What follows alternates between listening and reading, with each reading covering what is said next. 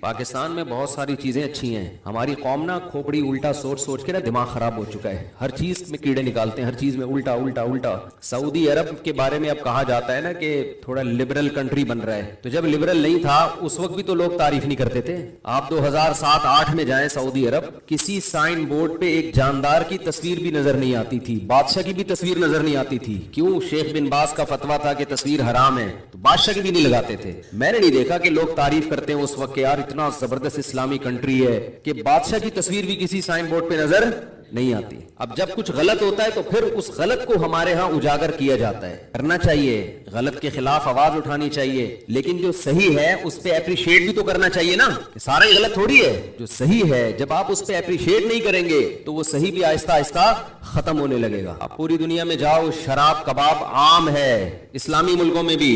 پاکستان میں آپ کو ایئرپورٹ پہ بھی شراب نظر نہیں آئے گی. یہ صحیح ہے اور بہت اچھا ہے. میں اگر ایک بات پہ قسم اٹھا کے کہوں تو میں غلط نہیں ہوں گا. پاکستان میں اللہ کی قسم آج بھی اداکاروں سے زیادہ علماء کی عزت ہے, اور یہ صرف عوام میں نہیں ہے, سرکاری سطح پہ بھی ہے. ہم سے تو سرکاری لوگ بھی ملتے ہیں, فوج کے افسران بھی ملتے ہیں, بیوروکریسی کے بڑے بڑے لوگ بھی ملتے ہیں, سرکاری عہدیدار بھی ملتے ہیں سیاسی جماعتوں کے. تو الحمدللہ اسلام ابھی بھی پوری بھرپور زیب و زینت کے ساتھ آج بھی الحمدللہ زندہ ہے. کچھ پازیٹیو بھی سوچ لیا کریں. اللہ کہتے ہیں تو مسلمانوں کا سب سے بڑا دشمن دنیا کی جتنی قومیں ہیں ان میں سب سے بڑا دشمن کس کو پاؤ گے؟ یہود کو پاؤ گے. اس کے بعد مشرکین کو پاؤ گے, اور اسلام کے سب سے زیادہ قریب تم کس کو پاؤ گے؟ نصارہ کو, عیسائیوں کو پاؤ گے. تو ان کو بہت عرصے سے, صدیوں سے کچھ دنیا میں ہوا نہیں تھا, تو ان کو بیٹھے بیٹھے پریشانی ہونا شروع ہو گئی. چند ان کے فسادی لوگ جمع ہوئے اور انہوں نے کہا کہ بھئی دنیا میں ہر قوم کے پاس ایک ملک ہے, ہر مذہب کے پاس ایک ملک ہے, تو ہمارے پاس بھی ہونا چاہیے. حالانکہ یہ بات ہی غلط ہے. دنیا میں ہر قوم کے پاس ملک نہیں ہے. دنیا میں لاکھوں قومیں ہیں, ملک تھوڑی لاکھوں ہیں. پاکستان میں کتنی قومیں ہیں؟ سرائکی ہے, پنجابی ہیں, اردو ہیں, پٹھان ہیں, بلوچی ہیں. اگر قومیت کی بیس پہ ملک بنانا شروع کر دیں پھر تو ایک ایک انچ کے ملک وجود میں آئیں گے. پھر سرائکیوں میں جائیں گے تو سرائکیوں میں 20 قومیں ہیں, پٹھانوں میں جائیں گے پٹھانوں میں 40 قومیں نکلیں گی, مہاجروں میں جائیں گے ان میں صدیقی الگ ہے, ہاشمی الگ ہے, بیسیوں قسم کے, بہاری الگ ہے. وہ تو قوم در قومیں بٹتی چلی جائیں گی. انہوں نے کہا دنیا میں ہر مذہب کے پاس ایک ملک ہے. حالانکہ یہ بات بھی سکھوں کے پاس کوئی الگ ملک ہے, کوشش کر رہے ہیں وہ بنانے کی, لیکن اب تک کی رپورٹ کے مطابق نہیں ہے. بہت ساری دنیا میں مذہب ہے جن کے پاس کوئی کنٹری. مذہب کی بیس پہ حکومت دنیا میں 3 قوموں نے کی ہے, مذہب کی بیس پہ, جو آسمانی مذاہب ہیں, یہود, عیسائی اور مسلمان. پہلی جنگ عظیم ختم ہونے والی تھی, دنیا امن و امان کی طرف آ رہی تھی. ان کو وہ دنیا کا امن پسند نہیں آیا. انہوں نے جناب طے کیا کہ ہمیں ایک ملک ملنا چاہیے. ان کے بڑے بیٹھے, کسی نے کہا افریقہ میں ہونا چاہیے, کسی نے کہا فلاں جگہ ہونا چاہیے, کسی نے کہا فلاں جگہ ہونا چاہیے. ان میں چند شرارتیوں کو خیال آیا کہ اگر ہم کسی بھی ملک میں کسی بھی زمین پہ اناؤنس کریں گے نا یہاں ہم نیا کنٹری بنانا چاہتے ہیں, تو ہمارے یہود خود اس پہ آمادہ نہیں ہوں گے. اس لیے کہ جو شخص کسی ملک میں سکون اور اطمینان کے ساتھ رہ رہا ہے, کوئی یہودی, تو وہ کیوں آئے گا ہجرت کر کے وہاں پہ؟ سمجھ میں آ رہی ہے بات؟ بھائی آپ کسی کنٹری میں امن اور سکون کے ساتھ ہو, اعلان ہوتا ہے ان لوگوں کے لیے وہاں الگ ملک بن رہا ہے, تو آپ کہو گے مجھے جانے کی کیا ضرورت ہے جب میں یہاں سکون اطمینان سے ہوں, مجھے تمام حقوق حاصل ہیں. یہودیوں کو پوری دنیا میں ہر قسم کے حقوق حاصل تھے, اور سب سے زیادہ یہودیوں کے ساتھ اچھا سلوک مسلمان خلفاء نے کیا ہے. یہودی خود اس کے معترف ہیں کہ مسلمانوں کی اور ہماری جنگیں وہ بنو قریظہ اور بنو نذیر کے بعد, وہ جو مدینہ کے دور میں اس کے بعد کبھی بھی نہیں ہوئی ہیں. مسلمانوں کی لڑائیاں یا تو اہل فارس سے ہوئی ہیں, ایران جو پہلے کا ایران تھا, یا عیسائیوں سے ہوئی ہیں, یہودیوں سے جھڑپیں نہیں ہوئی ہیں. تو ان کو خیال ہوا بیٹھے بیٹھے کہ ہمیں الگ ریاست چاہیے. مختلف جگہوں کا سلیکشن ہوا, سب ریجیکٹ ہو گیا. تو صہیونیوں کو خیال آیا کہ اگر ہم بیت المقدس کا نعرہ لگاتے ہیں کہ ہمیں بیت المقدس دوبارہ چاہیے, یہ ہمارے آباء و اجداد کا وطن ہے, تو الگ ریاست کا منجن بہترین طریقے سے بک سکتا ہے. مذہبی لوگ جہاں لوگوں کو صحیح گائیڈ کرتے ہیں, خوب سمجھ لو مذہب کے نام کا منجن بھی مذہب میں ہی بکتا ہے. آج بھی ایسا ہو رہا ہے. بہت سی مذہبی تحریکیں لیبل کس کا لگا رہی ہوتی ہیں؟ اسلام میں بھی ایسا ہی ہے. جہاں اسلام میں آپ کو اچھی تحریکیں ملیں گی وہاں ایسی تحریکیں بھی ملیں گی کہ لیبل کس کا لگایا جا رہا ہوتا ہے؟ مذہب کا, اور مقصد اس کے پیچھے دنیاوی مفاد ہوتے ہیں. اس کو سمجھنے کی ضرورت ہے. ہمارے یہاں جہاں بھی نعرہ لگ جائے نا مذہب کا, تو لوگ سارے گدے گھوڑوں کی طرح اکٹھے ہو جاتے ہیں. یہ نہیں دیکھتے کہ اس کے پیچھے اس کے مقاصد کیا ہیں. تو نعرہ یہ لگایا گیا, اللہ کرے میں جلدی سے مختصر ہسٹری سمیٹ دوں پھر آپ کے سامنے بات رکھوں. نعرہ یہ لگایا گیا کہ چونکہ بیت المقدس ہمارا تھا, یعقوب علیہ السلام, یوسف علیہ السلام, موسیٰ علیہ السلام اور جتنے پیغمبر گزرے, یحییٰ علیہ السلام, زکریا علیہ السلام, ان سب کا مرکز کون سی جگہ ہے؟ ارض مقدس فلسطین. تو فلسطین کے نام پہ پوری دنیا سے یہودیوں کو فلسطین میں جمع کرنا ہمارے لیے پاسبل ہے، مگر یہودی بکھرے ہوئے تھے، ان کے پاس اتنی طاقت نہیں تھی۔ دو سازشیں انہوں نے کی ہیں۔ نمبر ایک، تجارت اپنے کنٹرول میں لو۔ قرآن کہتا ہے وَأَخْذِهِمُ الرِّبَا وَقَدْ نُهُوا عَنْهُ، اللہ نے ان پر سود لینے پر پابندی لگائی تھی۔ انہوں نے دنیا کو سود کے نظام میں لپیٹ دیا۔ پوری دنیا کی دولت مرتکز ہو کے کس کے پاس آنے لگی؟ یہودیوں کے پاس۔ مذہبی ریاست بنائی جا رہی ہے۔ اس کی مثال ایسے ہے جیسے ہم مسجد بنا رہے ہیں اور بندوق ہاتھ میں لے کے لوگوں کو ڈکیتیاں کر کے پیسہ لاؤ، جتنا پیسہ بنے گا، جتنا پیسہ اکٹھا ہوگا، ہم اس کے لیے اسے کیا بنائیں گے؟ مسجد بنائیں گے۔ تو اس سے صاف پتہ چل جائے گا بھائی تیرا مقصد مسجد بنانا نہیں ہے، مسجد کے نام پہ منجن بیچنا ہے۔ سمجھ میں آ رہی ہے بات کہ نہیں آ رہی؟ لیبل مسجد کا لگ رہا ہے اس کے پیچھے، کیونکہ جو مسجد جو بنانا چاہتا ہے وہ کبھی بھی حرام پیسے سے مسجد نہیں بنائے گا۔ تورات میں آج تک سود کی حرمت موجود ہے۔ قرآن نے بیان کیا کہ ان کو ہم نے سود لینے سے منع کیا، لیکن انہوں نے سود لینا شروع کر دیا۔ بڑے بڑے بینک آج کس کے پاس ہیں؟ ان کے تانے بانے سارے کس سے جا کے ملتے ہیں؟ یہودیوں سے۔ بیٹھے بیٹھے پیسہ جمع کرنا شروع کیا۔ تبھی تو میں کہتا ہوں یہ جو بڑے بڑے جنرل اسٹور بنے ہوئے ہیں نا، مال بنے ہوئے ہیں، جو بینکوں سے سودی قرضہ لے کے کروڑوں روپے پھونک دیتے ہیں، اس کے بجائے نا اپنے ان غریب دکانداروں کے پاس جایا کرو جو اپنے باپ کی کمائی سے، وراثت کے پیسوں سے دکان بنا کے بیٹھے ہوئے ہیں۔ یہ جو سودی نظام ہے نا، سودی نظام، اس سے دنیا کی دولت مرتکز ہو کے چند ہاتھوں میں جاتی ہے، پھر وہ چند ہاتھ ہی آپ کے باپ بن کے بیٹھتے ہیں دنیا میں۔ جب سے یہ بڑے بڑے اسٹورز بننا شروع ہوئے ہیں، مال بننا شروع ہوئے ہیں، یہ چھوٹے موٹے دکانداروں کی جو حلال کی آمدن تھی، ان کی جو بینکوں سے قرضے نہیں تھے، جو دادے پردادے سے محنت کر کے آ رہے تھے اور اب اتنا جمع کیا کہ ایک دکان بنا لیں، وہ سارے ایک طرف رہ گئے۔ اور ایک سرمایہ دار اٹھتا ہے بینکوں سے اربوں روپے کا قرضہ لے کے بہت بڑی بلڈنگ بنا دیتا ہے اور بیٹھ کے نوٹ چھاپتا ہے۔ وہ یہ کون سا ان کی خون پسینے کی کمائی ہوتی ہے؟ تو اس عذاب میں دنیا کو کس نے دھکیلا؟ سودی نظام میں، بولو، یہودی نے دھکیلا ہے۔ ان کے شاطر دماغ نے کام کیا کہ پوری دنیا کی معیشت کس کے کنٹرول میں لے کر آؤ؟ اپنے کنٹرول میں۔ آج اگر حاجی ہم یہاں سے حج کرنے جاتے ہیں نا، میں نے ایک دفعہ سعودی عرب میں کسی سے پوچھا کہ یہودیوں کو یہ کھٹکتا نہیں ہے اتنے لاکھ لوگ آ رہے ہیں، 40 لاکھ 50 لاکھ لوگ حج کر کے جا رہے ہیں، ان کو کھٹکتا نہیں ہوگا اتنی اللہ نے مسلمانوں کو عزت دی؟ انہوں نے کہا ان کو نہیں کھٹکتا، یہ چاہتے ہیں کہ 40 لاکھ کے بجائے 80 لاکھ لوگ حج کیا کریں۔ وجہ اس کی ہے کہ وہاں سارا مال ان کی کمپنیوں کا بکتا ہے۔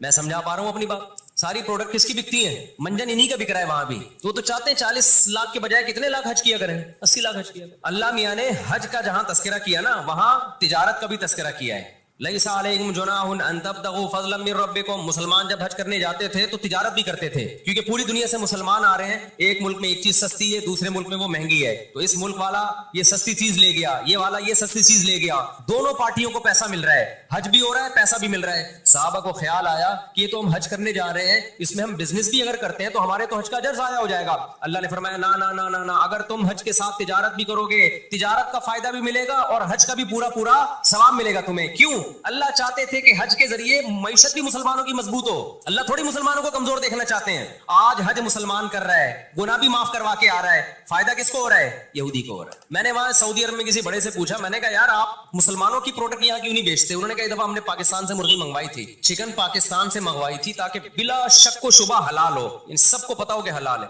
ایک دفعہ بھیجی، اس کے بعد 2 نمبری کی ان لوگوں نے، تو سعودیہ نے بین کر دیا۔ آپ کے جتنے مسالے ہیں نا، میں نام نہیں لے رہا کمپنیوں کے، ایک ایک کا نام لے کے بتاتا۔ میں ابھی مسقط ایک ہفتہ رہا ہوں، میں نے وہاں دبا کے بد پرہیزی کی ہے، لڈو بھی کھائے، مٹھائیاں بھی کھائیں، بریانیاں بھی پھوڑی، ایک دفعہ پیٹ خراب نہیں ہوا۔ جرمنی گیا، پھوڑ پھاڑ کے آیا، پیٹ خراب نہیں ہوا۔ سعودی عرب گیا، پھوڑ پھاڑ کے آیا، پیٹ خراب نہیں ہوا۔ یہاں آیا ہوں، کھچڑی کھا کے پیٹ خراب ہو جاتا ہے، پتہ نہیں کیا کھلا رہے ہیں یار ہمیں۔ مسقط میں نے پوچھا یار یہاں پیٹ نہیں خراب ہو رہا؟ انہوں نے کہا یہاں آپ کے مسالوں پر پابندی ہے، پاکستان سے مسالوں پر یہاں کیا ہے؟ پابندی ہے، اس لیے پیٹ خراب نہیں ہو رہا۔ جرمنی میں مجھے وہاں لوگوں نے بتایا کہ جرمنی میں پاکستانی مسالوں پر کیا ہے؟ پابندی ہے، اس لیے پیٹ خراب نہیں ہو رہا۔ جہاں پاکستان سے مسالہ جائے گا لوگوں کے پیٹوں کی ایسی کی تیسی کر دے گا وہ، یہ ہے بزنس، سمجھ رہے ہو؟ پھر کچھ مسالے آ رہے ہیں وہاں پہ لیکن ان میں وہ ٹیسٹ نہیں ہے جو یہاں ہے۔ وجہ کیا ہے کہ یہاں جو کیمیکل ڈل رہا ہے نا ٹیسٹ کے لیے، وہ کیمیکل کے بغیر جا رہے ہیں، پھر وہ ایکسپورٹ ہو رہے ہیں، اس لیے اس میں وہ ٹیسٹ نہیں لیکن صحت نہیں خراب کر رہے۔ یہاں فوکس کیا جا رہا ہے ٹیسٹ کو، صحت گئی تیل لینے، اور آپ اور میں کھا رہے ہیں الحمدللہ، آتے ہی پیٹ خراب ہو گیا۔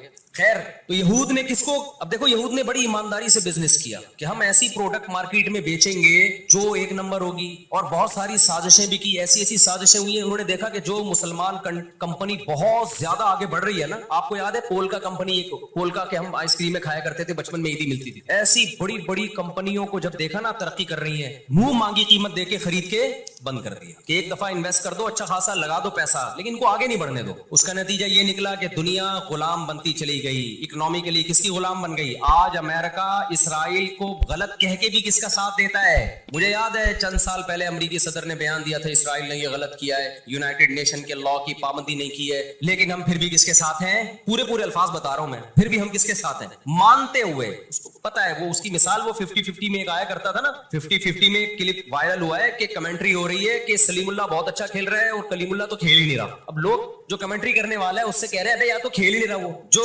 तमाशाई थे वो छोड़ के जाने लगे तो गलत कमेंट्री कर रहा है। उसने कहा तुम जहन्नम में चले जाओ लेकिन खेल यही सही रहा है, भले तुम जाओ। वो उन्होंने कहा हम घर जा रहे हैं, उन्होंने कहा तुम घर नहीं तुम जहन्नम में जाओ, लेकिन यही सलीमुल्लाह बेहतरीन खेल रहा है। फिर दिखाया कि पीछे बंदूक रखी हुई है किसी ने। तो इस वक्त अमेरिका को गिच्ची से किसने पकड़ा हुआ है। ताकत अमेरिका के पास ज्यादा है, साजिशें किसके पास ज्यादा हैं, इसराइल के पास।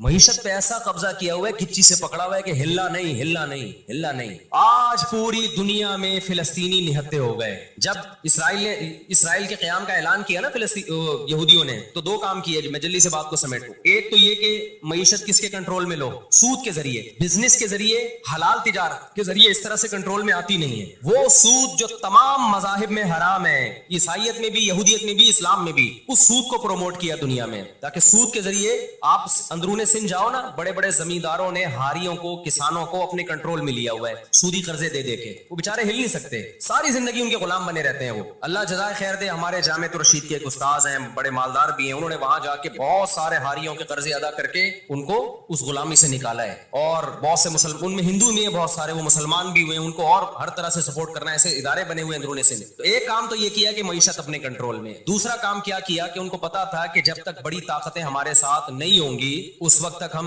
इसराइल का क़याम वजूद में नहीं ला सकते। इसके लिए सबसे ज्यादा इस्लाम दुश्मनी में बरतानिया के साथ एग्रीमेंट हुआ। और आप हैरान होंगे, बरतानिया की असेंबली में जब ये कानून पास हुआ, करारदाद पास हुई है कि हमने फिलिस्तीनियों को, इसराइलियों को, यहूदियों को फिलिस्तीन में जाके आबाद करना है, तो आप हैरान होंगे कि उसमें इसकी सबसे ज्यादा मुखालफत असेंबली में मौजूद एक शख्स ने की जो यहूदी था। उसने एक आवाज उठाई कि अगर हमने ऐसा किया तो अब तक 1000 साल से ज्यादा अरसा हो गया हमारी मुसलमानों से कभी लड़ाई नहीं हुई है, अगर हमने ऐसा किया तो पूरी मुस्लिम दुनिया हमारे अगेंस्ट हो जाएगी और दुनिया एक ना खत्म होने वाली जंग में आप दुनिया को झोंक दोगे। वो यहूदी था, उसने इस पॉलिसी के खिलाफ आवाज उठाई, मगर बरतानिया को इससे कोई सरोकार नहीं था।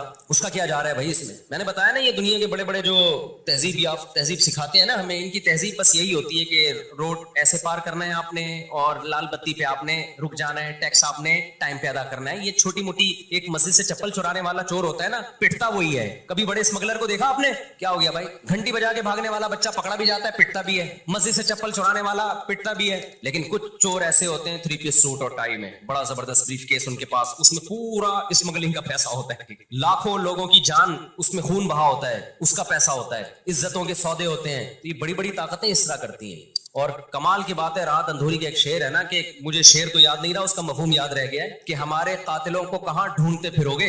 शायर ने तो कहा है कि अपनी माशूका को, कि हमारे कातिलों का, यानी हमारी कातिल तो आप हो, आपकी मोहब्बत में हम मरे हैं। उसने कहा कि हमारे कातिलों को कहां ढूंढते फिरोगे। वो क्या है कि हमें कत्ल का इल्जाम हम ही पर रख दो, हम ही पर इल्जाम डाल दो, यानी मकतूल ही पे इल्जाम डाल दो कि यही कातिल है। आज दुनिया में सबसे ज्यादा दहशतगर्दी का शिकार मुसलमान हो रहा है, कश्मीर में भी। और मैं कश्मीर के बारे में न्यूज चैनल की रिपोर्ट पेश नहीं कर रहा, मैं दुनिया में जाता हूं, मकबूजा कश्मीर के मुसलमानों से भी मिलता हूं। नाम उनके हाईलाइट नहीं किए जा सकते, उनकी वीडियो नहीं डाली जा सकती, वरना इंडिया उनको तंग करेगा। मकबूजा कश्मीर में कोई एक मुसलमान ऐसा नहीं है जो इंडियन गवर्नमेंट से खुश हो।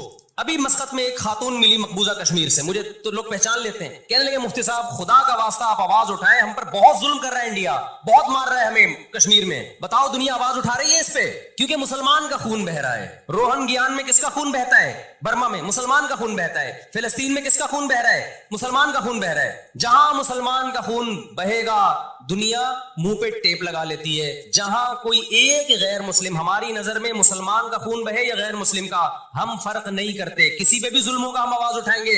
लेकिन दुनिया ये फर्क करती है, लेबल ये लगाती है कि इंसानियत पहले मजहब बाद में, लेकिन इनका एटीट्यूड बताता है कि इनकी नजर में मजहब पहले है, इंसानियत बाद में है। दुनिया में सबसे सस्ता खून मुसलमान का हो गया है। तो दो काम किए, नंबर 1 इकोनॉमिकली मजबूत करना है, सूद के जरिए, तिजारत के जरिए नहीं, सूदी तिजारत के जरिए। उसके बाद क्या किया, बरतानिया से मुआहिदा होता है और चंद सालों में 1917 में बरतानिया ने ऐलान किया कि भाई हम पूरी दुनिया से यहूदियों को लाके कहां आबाद करेंगे, फिलिस्तीन में। उस वक्त मुकम्मल फिलिस्तीन किसका था? अरबों का था, वो मुसलमानों का था। चंद साल में 33% यहूदी इसराइल में आके फिलिस्तीन में आके आबाद हो गए और वो वहां गड़बड़ शुरू कर दी उन्होंने। निहत्ते फिलिस्तीनियों को मारना, कत्ल करना, उनकी जमीनों पे कब्जा करना। फिलिस्तीनियों ने आवाज उठाई, गैरतमंद लोग हैं वो, उन्होंने कहा लन नतरुका शिब्र लिज़ुल्ली, हम एक बालिश भी नहीं देंगे। जब तक सुल्तान अब्दुल हमीद था ना, खलीफा मुसलमानों का, उसने यहूदियों से कहा था कि शॉपर में मिट्टी उठा के भी ले जाने नहीं दूंगा फिलिस्तीन की। समझते हो? देखो, मुस्लिम हुकूमत चाहे कैसी नालायक हो, खिलाफत चाहे कैसी नालायक हो, उसका वजूद ना होने से बहरहाल बेहतर है।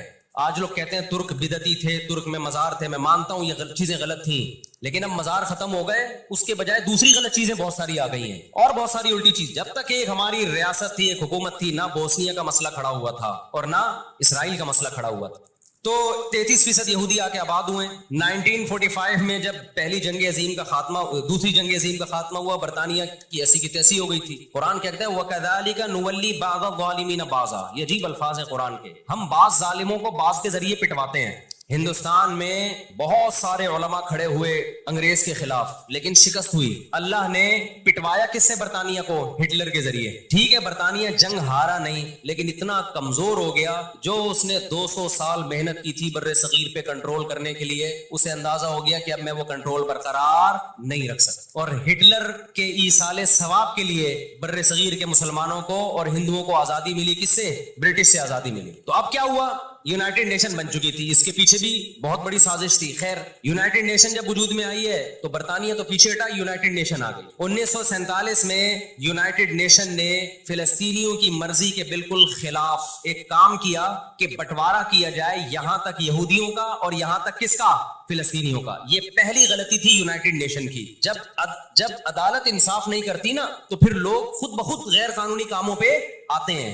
अदालत जब अपनी जिम्मेदारी पूरी करती है, लोग गलत चीज की तरफ नहीं जाते। 1948 में या 49 में, आज दुनिया में बहुत से लोग कहते हैं ये अरब कंट्रीज क्यों नहीं कर रहे। भाई, अरब ममालिक 3 बड़ी जंगें लड़ चुके हैं। ये जो लोग इल्जाम लगाते हैं ना कि अरब चुप करके बैठे हुए हैं, मिस्र क्यों नहीं कर रहा। मिस्र की सरहद मिलती है इसराइल से, शाम की सरहद मिलती है, उर्दून और लबनान की सरहद मिलती है। ये सारे मुल्क 3 बड़ी जंगें लड़ चुके हैं इसराइल के खिलाफ, लेकिन फतह किसको हुई है? इसराइल को। क्यों? उसके पीछे कौन था? उसके पीछे अमेरिका था। तो आप अपने मुल्कों को बुरा भला कह के इससे कुछ भी हासिल होने वाला नहीं है, इससे इनका वजूद भी खत्म हो जाएगा। 3 बड़ी जंगें हो चुकी हैं, तमाम अरब कंट्रीज मिलके इसराइल पे हमला करते हैं, लेकिन उसके नतीजे में नुकसान क्या हुआ? यूनाइटेड नेशन ने जो लकीर खींची थी ना यहूदियों के लिए, यहूदी उस लकीर को क्रॉस करके आगे बढ़ गया और 80% फिलिस्तीन पे यहूदी ने कब्जा कर लिया। और ये गजा की पट्टी जो आज है और जिसको वेस्ट बैंक कहा जाता है, इस गजा की पट्टी पे मिस्र का कब्जा हो गया जो ईस्ट में है, और वेस्ट बैंक पे उर्दून का कब्जा हो गया। 20% इलाका में से आधा उर्दून के पास और आधे से कुछ कम मिस्र के पास चला गया। बाकी 80% किसके पास आ गया? इसराइल के पास। फिर 1967 में बहुत बड़ी वॉर हुई। ये मैं उन लोगों को बता रहा हूं जो हर वक्त इस्लामी हुकूमतें जो रही सही रह गई है ना, हर वक्त इनको बुरा भला कहते रहते हैं, ये कुछ नहीं कर रहे, ये अरब कुछ नहीं कर रहे। 3 जंगें लड़ चुके हैं। जब तक तुम्हारा बाप पीछे खड़ा हुआ है ना, अमेरिका, उस वक्त तक ये मसला हल नहीं हो सकता। पीछे वो खड़ा हुआ है। अब क्या है कि जी 1967 में ये तमाम कंट्रीज जो भी इसराइल को घेरे हुए हैं, ये सब मिलके प्लान बनाते हैं, अरब मुत्तहिद होते हैं कि इसराइल को एक ही दफा में सफास्ती से मिटाना है। इसराइल की खुफिया एजेंसियां इतनी होशियार, इतनी मुतहर्रिक कि पहले इत्तला मिल जाती है और मिस्र के जहाज जो बम्बारमेंट के लिए जाने थे, इसराइल पे हमला करना था, वो खड़े खड़े बहुत सारे जहाज एयरपोर्ट पे इसराइल तबाह कर देता है। समझ में आ रही है कि नहीं आ रही है? बहुत बड़ी प्लानिंग से आया है भाई। वक़द मकरू मकरहुम व इंदल्लाहि मकरुहुम व इन कान मकरुहुम लितज़ूल मिनहुल जिबाल। अल्लाह ने कहा ये इस्लाम दुश्मन जब साजिशें करते हैं, इतनी बड़ी साजिशें होती हैं कि पहाड़ अपनी जगह से हिल जाएं। ये नाउमीदी की बात है, लेकिन उम्मीद की बात भी है। अल्लाह कहता है इंदल्लाहि मकरुहुम, अल्लाह को इनकी मकर और तदबीर का इल्म है। ये मुसलमानों से नहीं लड़ रहे, ये किससे लड़ रहे हैं? अल्लाह से लड़ रहे हैं। तो खुशखबरी की बातें भी हैं, वो मैं बताऊंगा इंशाअल्लाह अभी। तो अरब को शिकस्त होती है और नुकसान क्या होता है कि उल्टा अरबों के इलाके अपने हाथ से निकल जाते। मिस्र का बहुत बड़ा इलाका चला गया, गजा भी खाली हो गया, वेस्ट बैंक भी खाली हो गया, और ये सारे इलाके किसके कब्जे में चले गए? यहूद के। शाम के इलाकों पे भी यहूद का कब्जा, मिस्र के इलाकों पे भी। 1973 में फिर अरब ममालिक मिलकर लड़ते हैं इसराइल के खिलाफ ताकि अपने इलाकों को खाली कराएं हम। इसमें भी क्योंकि अमेरिका भरपूर सपोर्ट कर रहा था इसराइल को, दबा के असलहा दे रहा था। रिजल्ट किसके खिलाफ गया? मुसलमानों के खिलाफ, अरबों के खिलाफ। और उनको अंदाजा हो गया कि इस जंग में हम अपने इलाके खाली नहीं करवा सकते। सऊदी अरब में उस दौर में गैरतमंद बादशाह थे शाह फैसल शहीद रहमतुल्लाह अलैह, अल्लाह उनकी मग़फ़िरत करे, उनके दर्जात बुलंद करे, बड़े मुजाहिद थे। उन्होंने अरब ममालिक का इजलास बुलाया और तेल की सप्लाई बंद कर दी। समझते हैं बात को कि नहीं समझते? जब तेल की सप्लाई बंद हुई, अल्लाह ताला ने वसाइल तो आज भी मुसलमानों को दिए हैं, तेल की सप्लाई बंद की है तो इसराइल घुटने टेकने पर मजबूर हो।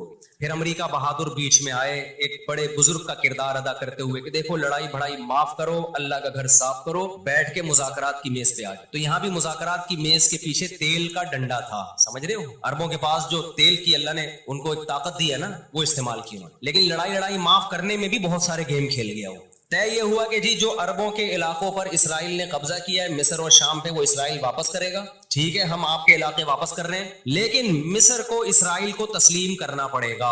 ये बहुत बड़ी मिस्टेक हुई। किससे? बोलो, मिस्र से। वो इस पे आमादा हो गए, चलो हमारे इलाके तो हमें वापस मिल रहे हैं। गजा से भी मिस्र ने फौजें हटा ली, गजा का इलाका भी इसराइल के हवाले कर दिया। मिस्र को ये लगा कि मरता क्या ना करता। मिस्र ने जब ये इलाके वापस किए और इसराइल को तस्लीम किया तो बहुत सारे अरब कंट्रीज मिस्र के खिलाफ हो गए और अरब इत्तेहाद से मिस्र को निकाल दिया। वो जो बाद में दाखिल भी कर लिया, फिर 1989 में दोबारा दाखिल कर लिया। फिलिस्तीनियों को अंदाजा हो गया कि ये ममालिक जो कुछ कर सकते थे किया है, अब हमें ही करना पड़ेगा। अब हम दुनिया से क्या हो गए हैं? मायूस। लेकिन उनकी गैरत को 100 बार सलाम, उन्होंने शिकस्त तस्लीम नहीं की। दुनिया के मुस्लिम कंट्रीज ने शिकस्त मान ली, उन्होंने नहीं की। लड़ते रहे, बिलाखिर गजा का इलाका, गजा से यहूदियों ने अपनी फौजों को ये गजा आजाद कराया। उन्होंने, कोई उनके साथ नहीं था, अकेले लड़ रहे थे। 2006 में गजा में इलेक्शन हुए और हमास भारी अक्सरियत से जीतती है। अमेरिका और इसराइल ने उस कानूनी हुकूमत को जो इलेक्शन के जरिए हुई है, मैंने बताया ना इनके कवानीन इनके लिए ही होते हैं। वैसे जमहूरियत अलापते शापते रहते हैं, लेकिन जहां जमहूरी तर्ज पर इनकी मर्जी के खिलाफ हो जाए तो फिर जमहूरियत नहीं चाहिए इनको। जहां आमिरियत से काम चलता है वहां आमिरियत चाहिए। ये सारे उसूल और ज़ाब्ते किसके लिए भाई? हम गरीबों के लिए, हम गरीबों के लिए। आपको पता है पाकिस्तान में कोयले की बलोचिस्तान में इतनी कानें हैं कि 200 साल तक फ्री बिजली हमें मिल सकती है, लेकिन दुनिया हमें निकालने नहीं देती कि इन्वायरमेंट, माहौल खराब होगा। जबकि बहुत सारे मुल्कों में कोयले से बिजली बन रही है, वहां का माहौल खराब बोलो नहीं है। समझते हो कि नहीं समझते? दुनिया के जो बड़े पैमाने पर जो बड़े बड़े दहशतगर्द हैं ना, वो कुछ और ही हैं। वो छोटी छोटी मस्जिद से चप्पलें नहीं चुराते, बस उनका हम लोग मस्जिद से चप्पलें चुराते हैं, इसलिए बदनाम होते हैं। 2006 में जब हमास भारी अक्सरियत से जीतती है तो अमेरिका और इसराइल उनकी हुकूमत को तस्लीम करने से बोलो इंकार कर दे। अच्छा, 1956 में भी लड़ाई हुई है। आपको पता है वो लड़ाई कैसे खत्म हुई? इसराइल को सपोर्ट किया बरतानिया और फ्रांस ने। वो पीछे हटे रशिया की धमकी से। रूस को अंदाजा हो गया कि ये कब्जा करते चले जा रहे हैं और एक बहुत बड़ी पावर बनके यूरोप और अमेरिका इत्तेहाद बनके हमारे सामने आ जाएंगे, हमारी पोजीशन खराब हो जाएगी। रूस कौन सा कोई इतना नेक इंसान है वो? लेकिन कुरान कहता है ना, नुवल्ली बाज़ा ज़ालिमीन बाज़ा, हम बाज़ जालिमों को बाज़ जालिमों ही के जरिए पिटवाते हैं। महल्ले में एक दादा घूम रहा होता है बदमाशी करता, कमजोर पिट रहे होते हैं, अल्लाह दूसरे दादा को पैदा करके उसको पिटवाते हैं उससे, और फिर कहते हैं तुझे किसी और से पिटवाऊंगा मैं। रूस ने कौन सा अच्छे अफगानिस्तान में जो बर्बरियत की उसने, किस कानून के तहत अफगानिस्तान में घुसा था? वहां भी अफगानी उसके खिलाफ खड़े हुए और मार मार के भगाया उसको। फिर जो आपके 40-42 मुल्क अभी अफगान तालिबान के साथ लड़के गए हैं, वो किस कानून के तहत आए थे भाई? एक शख्स को पकड़ने के लिए, उसामा बिन लादेन को पकड़ने के लिए आपने पूरी रियासत की ऐसी की तैसी कर दी। तो इनके अपने लिए उसूल कुछ और है, हमारे लिए उसूल बोलो कुछ और है। इसलिए इंसाफ असल कब होगा मेरे भाई? आखिरत में। लेकिन आपकी तिला के लिए आखिरत से पहले दुनिया में भी एक दफा होगा, और ये हमारे पैगंबर सल्लल्लाहु अलैहि वसल्लम की बशारतें हैं। आज वो फिलिस्तीनी निहत्ते हो चुके हैं, ना मिस्र में उनसे लड़ने की ताकत है क्योंकि मिस्र 3 जंगें लड़के हार चुका है, ना शाम में उनसे लड़ने की, शाम के अंदर तो खुद ऐसी साजिशें की हैं कि उसको खोखला कर दिया। जो भी ताकतवर मुल्क थे, इसराइल ने उनको अपने रास्ते से पहले ही हटा दिया। और याद रखो, इसराइल सिर्फ फिलिस्तीन नहीं चाहता है, ये हमारी भूल है। इसराइल ग्रेट इसराइल का कायल है, जिसमें बहुत बड़ा खित्ता है जिसपे वो कब्जा करना चाहता है। ये यहां रुकेगा नहीं। अगर आज हम गजा को इसराइल के हवाले कर दें कि चलो दुनिया में अमन आ जाएगा, एक हुकूमत इनको दे दी जाए, चंद लोगों को कंट्रोल, हथियार डलवा के इनको कंट्रोल दे दिया जाए, तो ये आपकी भूल है। कुरान कह रहा है वयसाउना फिल अर्दी फसादा, इनकी फितरत में है कि ये जमीन में हमेशा फसाद मिचाते रहेंगे। जो बात हिटलर ने कही थी वो कुरान 1400 साल पहले कह चुका था। हिटलर ने कुरान में देख के नहीं कही है, हिटलर ने तो मुशाहिदा करके कही थी ये बात। ना मिस्र में लड़ने की ताकत, 3 जंगें हार चुका है, ना लबनान में लड़ने की ताकत, ना उर्दुन में लड़ने की ताकत, ना शाम में लड़ने की ताकत, सऊदी अरब और इसराइल के हालात अच्छे होने जा रहे थे, ये वाकया हुआ, सऊदी अरब ने अल्हम्दुलिल्लाह यू टर्न ले लिया। एक अच्छा इक़दाम है सऊदी अरब का, वरना तो ये मसला दब गया था। सऊदी अरब पीछे हट गया, उर्दन पीछे हट गया, बहुत सारे इस्लामी मुल्क जो जा रहे थे कम से कम इस वाकये के नतीजे में पीछे हटे हैं, वो एक स्टेप पीछे की तरफ आए और अब इतनी जल्दी आगे जा नहीं सकते। इनकी अपनी अवाम नहीं छोड़ेगी इनको, अगर ये आगे की तरफ गए। यहूदियों से इन्होंने दोस्ती लगाने की, इसराइल से दोस्ती लगाने की कोशिश की। मैं बार बार कहता हूं, जब मैं यहूदी का लफ्ज इस्तेमाल करता हूं तो उससे सहयूनी और इसराइली मुराद होते हैं, जो इसराइल को सपोर्ट कर रहे हैं। सारे यहूदी इसमें दाखिल नहीं है। आज भी बहुत सारे यहूदी वहां फिलिस्तीनियों को सपोर्ट कर रहे हैं, दुनिया में मुजाहरे हो रहे हैं फिलिस्तीनियों के हक में। हमें इस बारे में क्या हिदायत मिलती है कुरान और सुन्नत में? वक्त बताइए, ये घड़ी आगे थोड़ी सी, वक्त काफी ज्यादा हो गया। मैं इंशाल्लाह हमें इस बारे में कुरान और सुन्नत में क्या हिदायत मिलती है, इस पर मैं इंशाल्लाह जुम्मे की नमाज के बाद कुछ देर बात करूंगा। वक्त चूंकि बहुत हो गया, जुम्मे की नमाज पे लेट हो जाती है। अल्लाह ताला गजा में जो अहले इस्लाम पे, फिलिस्तीनियों पे जुल्म हो रहा है, अल्लाह ताला उनकी मदद करे और गासिब इसराइल को अल्लाह ताला हिदायत दे। जो हिदायत के काबिल नहीं है तो अल्लाह इनको तबाह बर्बाद करे।